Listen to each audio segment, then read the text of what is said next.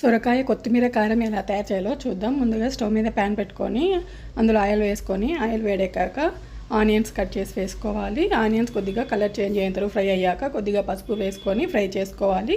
ఇప్పుడు సన్నగా తరిగి పెట్టుకున్న సొరకాయ ముక్కలు ఇందులో వేసుకొని ఒకసారి బాగా కలుపుకోవాలి. కొద్దిగా సాల్ట్ వేసుకొని కలుపుకోవడం వలన సొరకాయ ముక్కలు త్వరగా మగ్గిపోతాయి. ఇలా కలిపేసుకొని మూత పెట్టుకొని అవి మగ్గేంత వరకు ఉంచుకోవాలి. మధ్య మధ్యలో కలుపుకుంటూ ఉండాలి. ఇప్పుడు కొత్తిమీర కారం కోసం పచ్చిమిర్చి, అల్లం, కరివేపాకు వేసి కొద్దిగా పేస్ట్గా గ్రైండ్ చేసుకున్న తర్వాత కొత్తిమీరను కూడా వేసుకొని ఈ విధంగా కచ్చాపచ్చాగా గ్రైండ్ చేసుకోవాలి.